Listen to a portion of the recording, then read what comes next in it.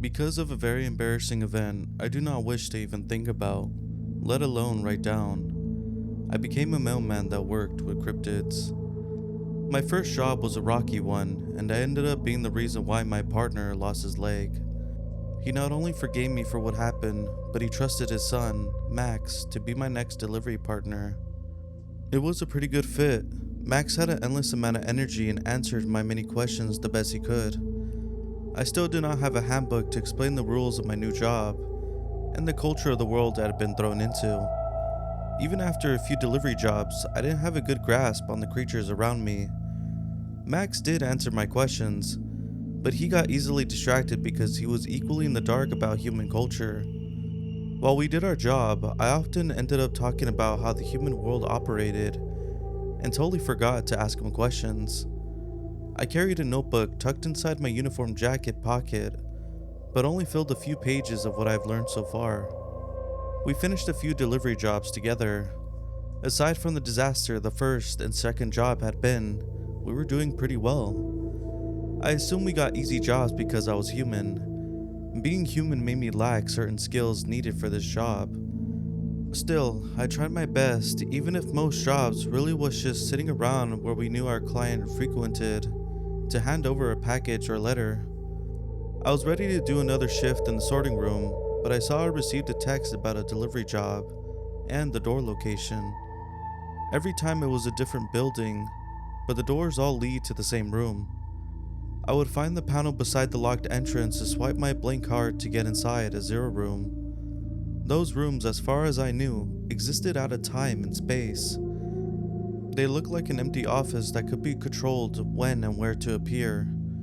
They were used to meet the cold, yet pretty receptionist to give us our job tasks for the shift. For once, I arrived after Max. He was holding 2 bags of chocolates, a wide smile on his face. I rarely see him this excited. He was always in high spirits, but today, he was bouncing on his heels, his clawed feet scraping the carpet. "We have an easy job today," he explained, and could have stopped from wagging his tail a little. Yes, Max did have a tail. He also had a large fluffy ears that blended into his sandy brown hair on top of his head. His eyes nearly glowed because of how bright of a yellow tone he had been gifted with. Each time he smiled with his large teeth, it made me a little bit nervous. Clawed furred hands had accidentally cut mine a few times when he handed me things in the past. I was never mad about it. It's not like his fault his nails were so sharp and grew back every time he tried to trim them for my sake. When I first shook his hand, I felt small pads on his fingertips, much like dog paws. I've wanted to touch them again ever since, but wasn't sure if that was an offensive request. "Haven't we always had easy jobs?" I asked, raising an eyebrow. Anytime we had problems on a job, because I let my emotions get the better of me. I knew if Max or Rufus, my first partner, worked without me, they would have had no issues. It wasn't as if we had been sent to an overly dangerous area, and the creatures we delivered items wouldn't attack us because of the no shooting the messenger rule. Although it was very unnerving for being treated like food by all of our clients and all of my coworkers, I knew if Max didn't work with me, he would have no issues eating me. I still like him as a person, but that fact still made me a little bit nervous. "This one's going to be super easy, like a few minutes tops. And there is a surprise after too. Let's get going." I barely had time to drop off the packs of gum to the receptionist sitting at the table. It had become a habit of mine. Sure, she never really talked to me or gave me that many friendly looks, but the thought of her job must be boring and getting some gifts might brighten her day up a little bit. Max had taken my arm to drag me to the door on the other side of the room, pushing me through. Where we ended up was in the middle of a hiking trail. Normally, the doors to the delivery location came up already existing doors in the area. If there wasn't any, a door just appeared until we closed it. The trail was dark, and I wisely brought a flashlight. In the past, I had drained my phone batteries on delivery jobs. Max was naturally faster than me.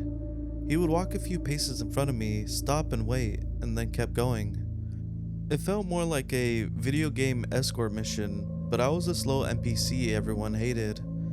I didn't really know why they needed me on these jobs. Maybe it was because for the learning experience, I wasn't helping most of the time and sometimes just made things worse. Max stopped on the trail and crouched down. I joined him, seeing nothing special, just dirt and grass. I waited as he sniffed the air, double checking if we found the right spot. Then I noticed movement in the grass. Max did too, and opened the bag of chocolate. It was one of the small pre-wrapped assorted pieces.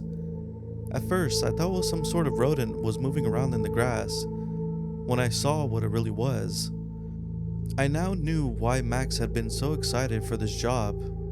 These tiny creatures were absolutely adorable. If you didn't mind spiders, that is. I don't really know the right terms for supernatural creatures. I've heard the name arachne being thrown around for half-human, half-spider monsters, but I may be wrong. Because apparently the name also goes with the Greek myth I was too lazy to read about. Anyway, these things were small, only 4 inches tall. The top half of them was human enough, but covered in soft-looking fur and each had a different pastel coloring. Even their spider bottom half had fur. They did not look threatening at all, even with 2 large fangs sticking out from their mouths and 8 black eyes looking up at us. And very politely, they took a chocolate from Max and scurried off back into the grass. Some even did a little excited dance, tapping all of their little feet before leaving. What are these things and why are they so cute? They should be illegal, I said, not being able to get over the fact that there was such a small and precious monster species. They don't have an English name because you humans can't see them. You're only able to because it's your job. Once a month, they all gather to get some treats. The postal company covers it all because they they like to pull pranks on humans. Max explained to me. He handed me a few chocolates so I can give them out to these tiny creatures. In the flashlight beam, their cute little pastel pinks and blues were easy to make out. The small furry hand tickled a little when they reached over to grab a chocolate. After seeing the dark and nearly heart-stopping terrifying monsters, the little guys was a very welcoming change. A few minutes passed and I felt something brush against my neck. I thought it was some hair or the tag of my jacket. Max looked over at me and then reached over to the back of my jacket collar. He plucked one of the furry spiders off when I had felt it a second ago. Putting it on the ground with its friends, he gave it a treat and sent it on its way. For some reason, he reached over to zip up my jacket all the way to my chin. I looked at him, rather confused. It's best if you don't let them go on your neck. Max paused in the same way he always paused when he has some sort of bad news to give. They like to burrow into human skulls? It kills them, but somehow they connect to the brain, keeping it alive, and the humans aware of their body rotting away, unable to do anything? We honestly don't know if they do it for food or if it's just for fun. I dropped all the chocolates in my hand, bringing them up to my collar to tighten it closer against my skin. Why? Why couldn't I just have one nice thing in this damn job? Max, please read the mood here. I didn't need to know that. I just wanted to think that there was at least one nice creature out there. But now this cursed fact is in my head, making me unable to think that these spiders as cute as before. After a few minutes, we saw less and less of them. We had a whole other bag of chocolates left to give out. I didn't know if we had to sit there all night waiting for more to show up. But Max did say that we only would need to be a few minutes at this job. When he didn't see any more spiders, he backed up a little, giving himself some space on the trail. Using a clawed finger, he drew a perfect circle in the dirt, and I mean perfect. I was impressed, but according to my snooping, Max was a few hundred years old or so he had time to practice. Placing the open second bag in the middle, he started to write strange symbols around the circle. I knew supernatural creatures use spells, but I never saw them use one. So I thought the spells were just enchanting or with wands or something. Max noticed my confusion and stopped to explain what he was doing. I don't think I've shown you a written circle spell yet. Most of our spells are circle-based ones. Even humans can use them for summoning and the like. But it's really rare. It happens because you don't know how to write our language. You also don't have the same kind of power in your blood for the spell to get energy from you, so you need to use sacrifices. And you need to draw a perfect circle yourself without the use of tools. Spells are easy for creatures like us because we've always used them. And practice drawing a circle for a moment, our hands can move. I'll break down what this is one for. Max had told me that 100 years ago, humans got a hold of the knowledge to summon and mass slaughter monsters. Because of that, cryptids removed certain spells and didn't accept human beings working until I was hired. I was flattered that he felt safe enough telling me how the spell worked, until I realized he was only doing so because he was certain I couldn't draw a circle, let alone the complex writing surrounding it. So, the first layer of writing should always have the name of who or what you're directing the spell towards, followed by the action. Because this one is very simple, we'll only have 2 layers. Max explained, pointing to the first lines surrounding the text in the circle. In seconds, he scratched the dirt more of the odd writing, however didn't finish it. Spells with complex actions against the powerful creatures need a lot of circles, texts, and sacrifices. This spell is directed towards the little spiders we saw before. They can only enter the circle if they have not eaten the chocolate the past month, and can only leave with 1 piece, keeping them from not getting greedy. The second layer is to make the chocolate invisible to everything but the spiders and protected from the elements. This also breaks in a month, so we just need to come by and pick up the empty bag. I honestly wasn't expecting this to be so well thought out. I made notes inside my little notebook I carried with me. As I was writing, Max found the old bag from the previous trip and picked it up from a nearby faded circle.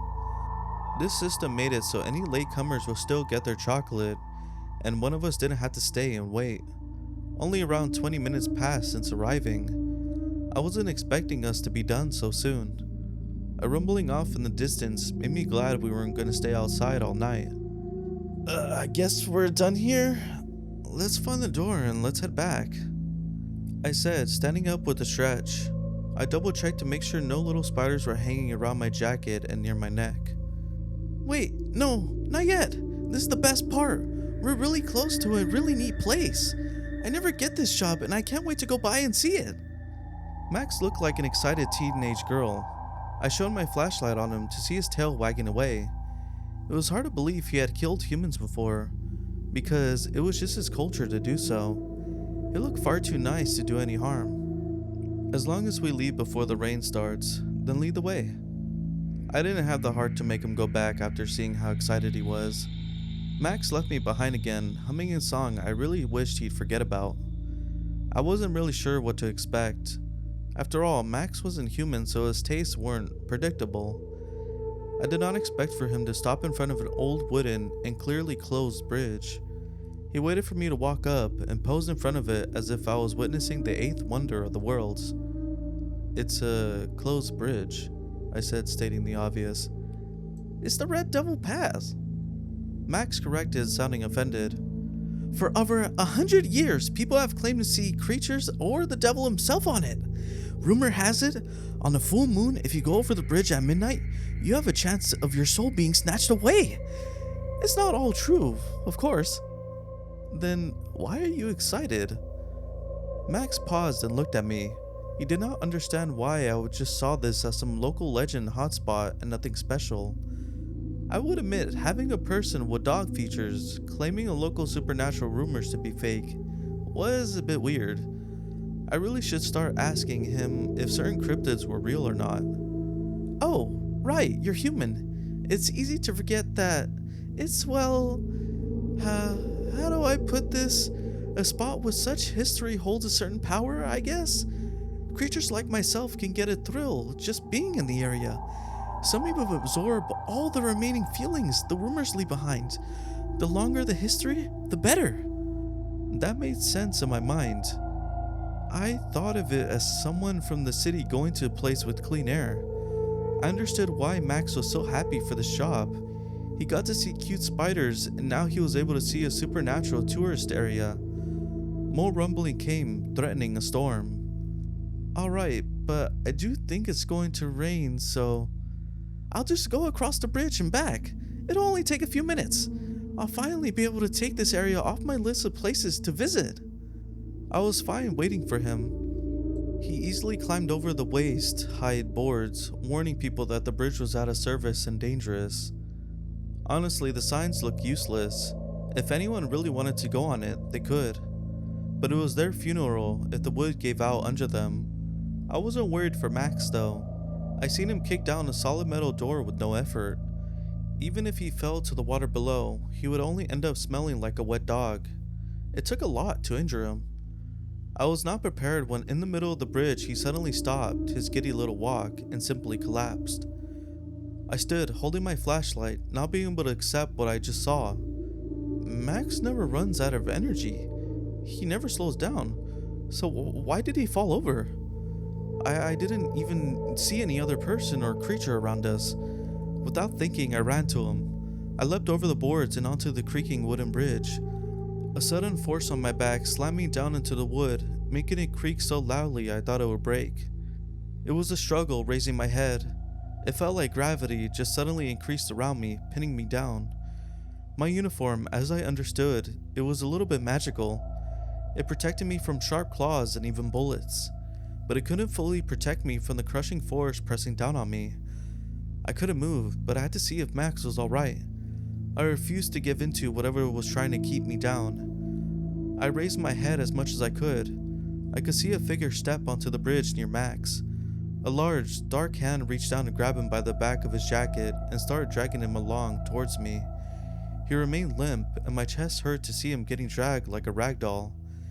It took everything in me to raise my head enough to see what had taken a hold of my friend.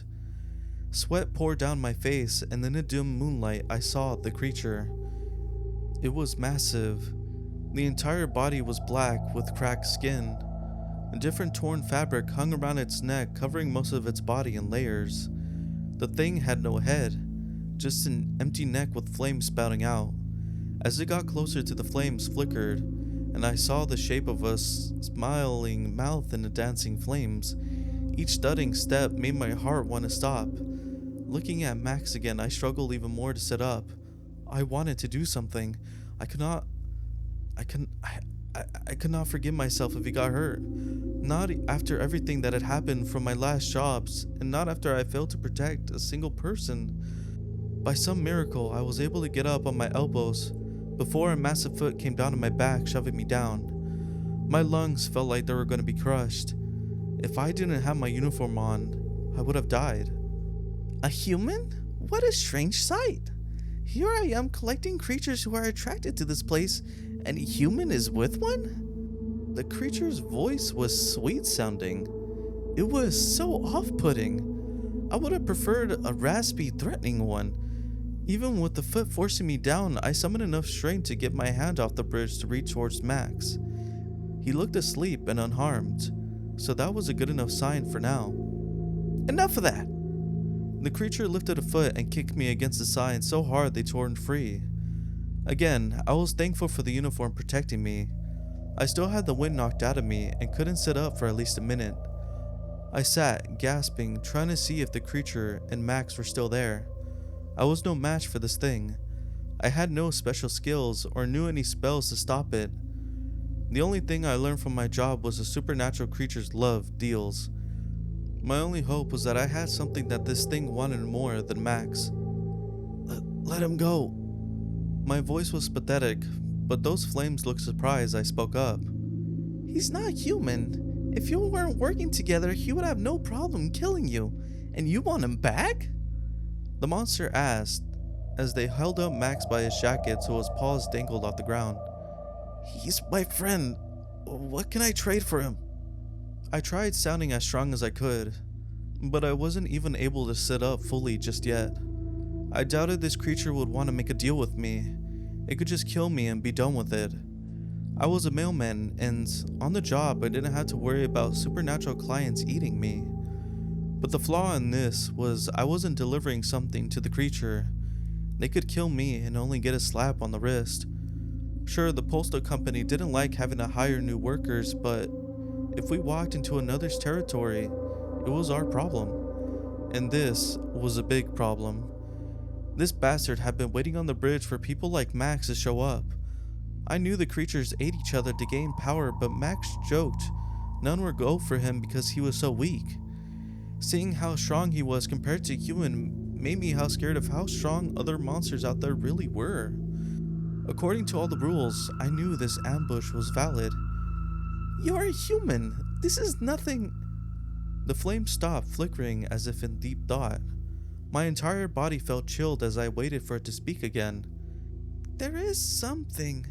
This little one isn't that much of a meal. A certain type of human flesh would do better for me. If you bring me, let's say, 5 pounds of virgin human flesh, I would give him back safe and sound. You have until sunrise to do so, and it must be given up willingly. So, no threatening someone to hand it over. Now, get going. I couldn't believe this thing was gonna make a deal with me. I had recovered enough to stand. Giving one last look at Max and mentally promising I would save him, I ran down the trail. My first thought was to find the door we came out of and go to the receptionist telling her about the situation. I hadn't paid any attention to where we came from, and I feared I would waste the entire night looking and getting lost looking for the door. I checked my phone, trying to find my location. I had no idea where I was. The door dropped out in different parts of the country most times. I didn't know how long the trail was and if I would find any help or a city by sunrise. My phone had no signal. Even on data, it refused to load. It might be because I was in the middle of nowhere, but also because there was a creature in the area. Max told me that supernatural creatures messed up cell phones if they were around them. Because he was on the weaker end, my phone had no issues with them. But whatever was on the bridge behind me was much stronger. I could only stick to the trail, hoping to get into some sort of signal range. My bad luck kept happening. I heard more rumbling of thunder and the sky opening up. In seconds, it was pouring down so hard I could barely see in front of me. I dropped my flashlight back onto the bridge, but I knew I would lose at least one, and kept the smaller back up in my pocket. It didn't help as I kept running down the trail, mud and water splashing against my pants, my socks and shoes soaked in seconds. The slick mud made me trip, gracefully sliding down along, getting a face full of water. I sat up, panting, and started about running again, but my brain finally caught up to my body. I had to calm down and think about this. If I found a door leading back to the Zero Room, I didn't think I would get help to save Max.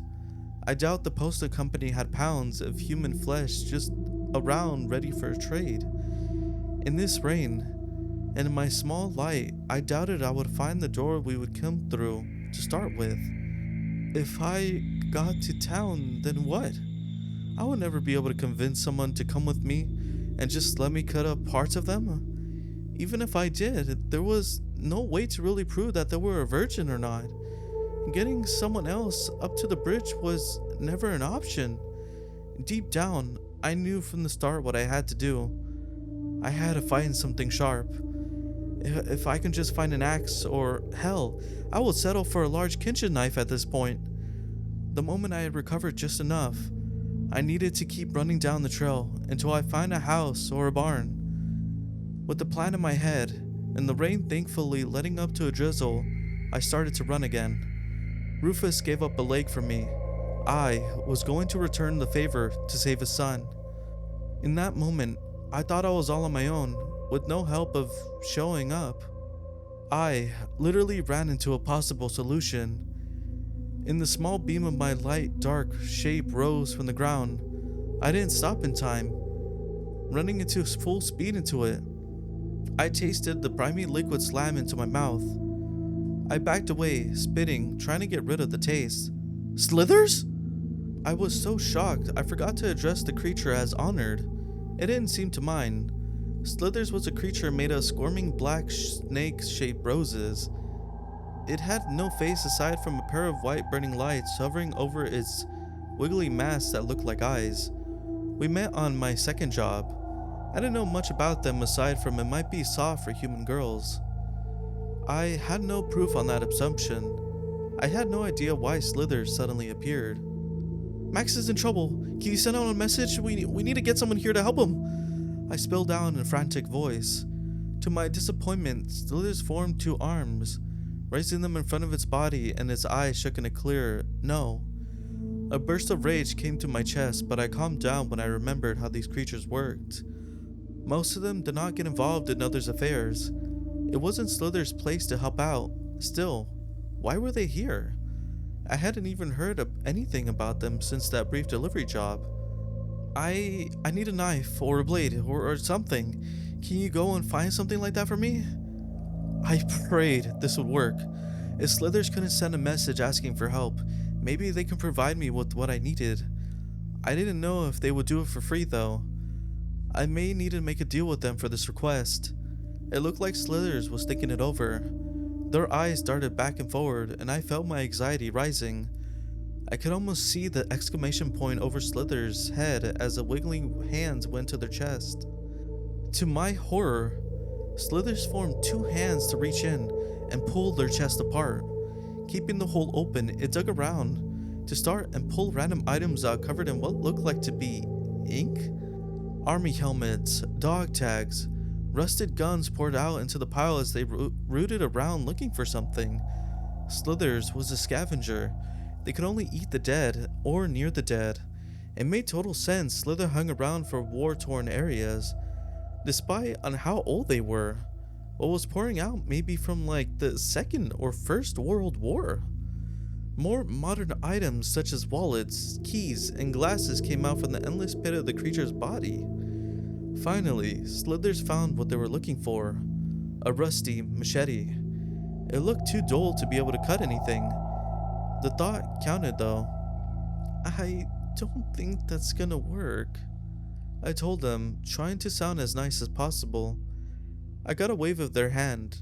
I watched as Slithers took one of their flaming eyes into their palm and placed it over the top of the blade's handle. In seconds, the entire blade turned black and no longer rusty tone. I had no idea what happened, but if the blade was sharp as it looked, it would work. But for what I needed for it, I need to make sure it could cut for sure, and quick. Reading my mind, Slithers guided me over to a decent-sized rock on the side of the trail. Placing the handle in my hands, they held both my wrists so I was able to blade over the rock. With their guidance, the blade came down with no resistance. Zero resistance. It cut even smoother than a hot knife through butter. I looked at the blade, amazed that it cut a rock so cleanly in half. Slithers pulled away and I looked at them, my mouth open at a loss for words. Thank you. What do I owe you for this? Slithers raised a hand and waved it. I wasn't sure if that motion meant, oh, don't worry about it, or you can pay me back later. I owe you one! I gave Slithers a wave and started to run back towards the bridge. I didn't know why they would help me out just like that. I was a food source, and yet Slithers just appeared to solve my problem. Maybe Slithers was doing this for Max. Saving another creature of the night made more sense than helping a human out. Regardless of the reason, I was beyond thankful. The rain had finished when I got back to the bridge. I stopped on the wooden plank, panting from running so hard. My heart froze when I didn't see the creature or Max. Creatures always kept their deals. I shouldn't be so worried. They may worm their way out of deals, some taking advantage of the deal's wording, but I had until sunrise. They should be here. Right when I was about to start panicking, the flame's face appeared from the dark bridge as the rest of its body came into view. Max was still being dragged along, and I tightened my grip on the handle of the new blade. Oh? Now where did you get a blade like that? It's dangerous for humans like you. It could cut nearly anything. You really shouldn't be playing with that. I'll give you what you want. In exchange, you'll let Max go free. You won't hurt him in any way, and let him get the hell out of here. What an interesting deal. If you can give me the flesh I want, you can have your friend unharmed. That sweet voice made my skin crawl. I couldn't stand hearing it again. I also couldn't hesitate any longer. If I did, I would lose my nerve. Stripping off my soaking uniform jacket and long-sleeve shirt, I put the blade under my left at the shoulder. I didn't know much about the human arm weight. I really hope mine was at least 5 pounds. Since getting this job, I started lifting weights while my arms were still on the scrawny side. I counted to 3, and with one last look at my friend, I pushed the blade upwards. It didn't hurt. I must have been in shock.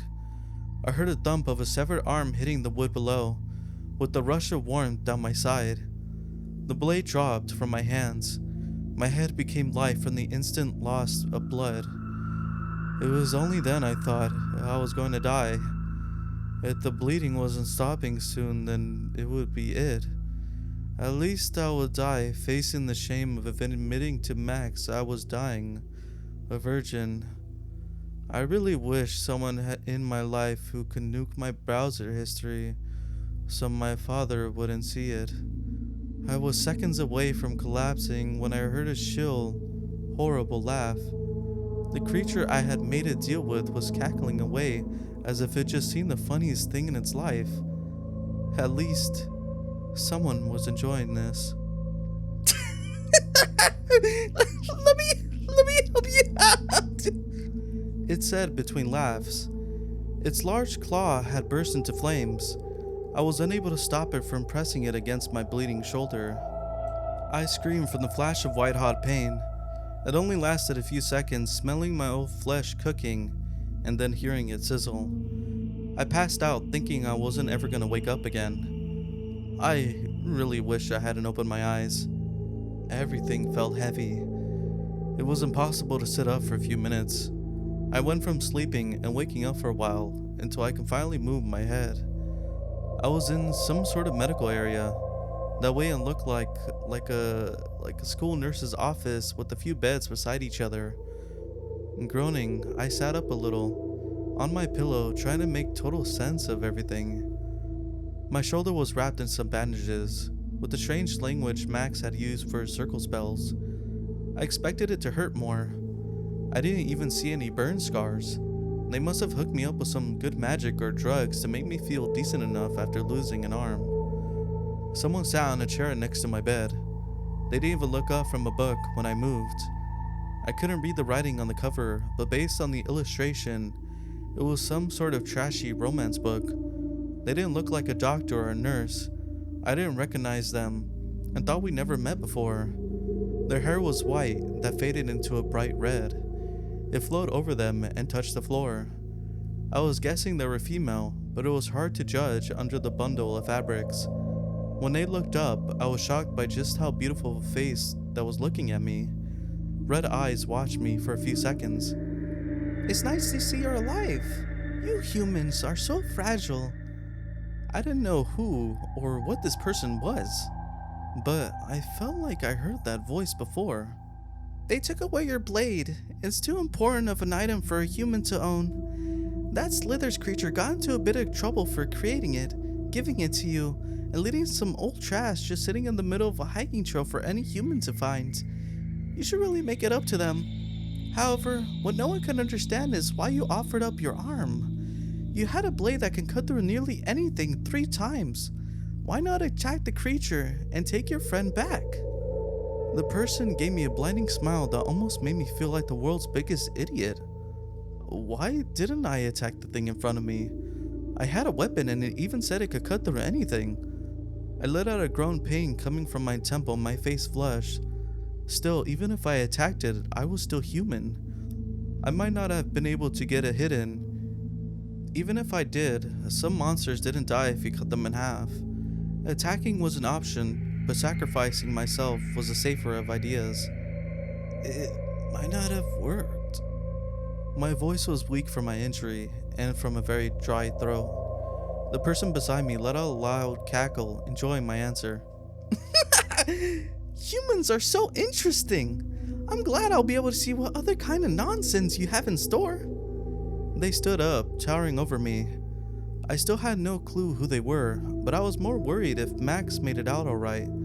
I didn't see him in the room. Is Max? Your partner is fine. As you have found out, our world is based on deals and favors instead of money you humans use.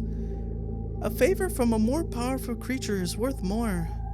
I promise I will deliver mail for a year in exchange for you to receive an arm. Do not get your hopes up. You shall not be able to feel temperature with this arm or have any kind of grip strength. You gave up your left arm. That fact shall always be truth. What can be given to you is something like a very good prosthetic. I felt my heart race at those words. I had accepted dying. Now I was being told to someone that I didn't know would give up a year of their life to help me out. I didn't understand why. I do appreciate that, but who are you? Instead of being offended, they only smiled. A sinister looking smile that made me very uncomfortable. Oh, do you recognize me now? As they spoke, their entire body shifted and the image of a beautiful face fell away into flames and a dark figure. The thing from the bridge stood over me as I felt the heat of the flames on my face. I let out a high-pitched shriek, trying to get as far away from this thing. More shrill laughter as the more manageable face form came back. Please keep entertaining me, human. If you don't, I may eat up the rest of you. If I could gain such a perfect form from only your arm, to think what I would have become if I ate the rest. I did not like the idea of that. My body protested against being alive in that moment. I did not want to let my guard down in front of this monster. I had no choice in the matter. The sudden movement took everything out of me and I passed out again. I was being treated by the postal company and didn't see much of Max. Rufus dropped by to check up on me and to tell me Max was just fine. He was forced into a nap on the bridge while I came out of it missing an arm. I was told Max would drop by when he had the time. There was a sudden influx of all mail deliveries, so he was needed on the fields.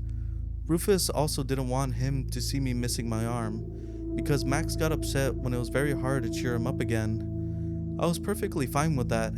I didn't want him to see me worn out and in pain. I was not alright with the fact that Rufus already let it slip. Apparently, I was the talk of the company because I had gone on literally the easiest job and came back nearly dead. Most just thought it was amusing, but I knew I was never gonna live this down. Replacing an arm on a human wasn't as something they could normally had to do, but it worked out. I didn't really want to know where they got the arm though. As promised, I couldn't feel hot or cold things. I could barely hold anything in my left hand. I was told if I kept working at it, I would gain some strength back. I would never be at 100% again with that hand. Honestly, I was alright with that. Max got out safe. It was well worth the cost of an arm. I'm pretty sure I'm going to be stuck in the sorting room for a while. Putting me out into the field is just bad luck.